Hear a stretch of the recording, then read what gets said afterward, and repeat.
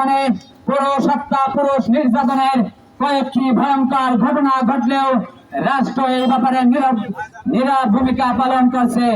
আমরা দেখেছি বরিশালের মুলালিতে পরকীয়ায় আসক্ত এক নারী স্বামীকে হত্যা করে খাটের নিচে দাফন দিয়ে দেয়, আর সেই খাটের উপরেই পরকীয়ার নাগরের সঙ্গে করে জঘন্যতম ব্যভিচার। আমরা দেখেছি কুমিল্লায় সিয়াম নামের এক যুবককে তার প্রেমিকা ছুরিকাঘাতে হত্যা করেছে। নারায়ণগঞ্জের ফতুল্লায় মুন্ডি নামের এক নারী স্বামীকে গলা কেটে হত্যা করেছে। রাজধানীর বংশালে মাত্র 1500 টাকার দণ্ডে স্বামীর বুকে ছুরি ঢুকিয়ে দেয়, এরপর স্বামী মুহূর্তেই মৃত্যুর কোলে ঢলে পড়ে। আমরা দেখেছি যে শহীদুল নামে এক পুলিশ কর্মকর্তা স্ত্রীর নির্যাতন সহ্য করতে না পেরে তিনি আত্মহত্যা করেছেন।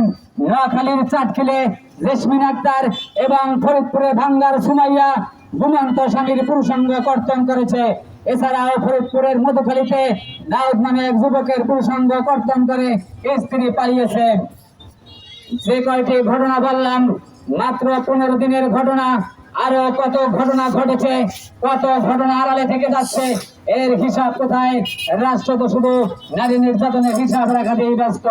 এই সমস্ত ঘটনা পুরুষের উপর সংঘটিত হচ্ছে বলেই রাষ্ট্র নীরব রয়েছে। নারীর নির্মম নিষ্ঠুর অপরাধ পুরুষের অপরাধকে হার মানিয়েছে বহুবার। শুধু ঘুমন্ত পুরুষকে হত্যাই করা হয়নি, ঘুমন্ত স্বামীর পুরুষাঙ্গ কর্তন করা হয়েছে নির্দ্বিধায়। এ এক কঠিন নিষ্ঠুরতা, যে নিষ্ঠুরতায় নারীর হৃদয় কাঁপেনি কখনো। প্রিয় উপস্থিতি, কখনো স্বামীর পরকীয়া সন্দেহে, কখনো নিজে পরকীয়ায় জড়িয়ে এই জঘন্য অপরাধে নাম লেখাচ্ছে। আবার কেউ সম্পর্কের অবনতিতে প্রেমিককে ডেকে নিয়ে পুরুষাঙ্গ কর্তন করে ধর্ষণ চেষ্টা বলে চালিয়ে দিচ্ছে। কিন্তু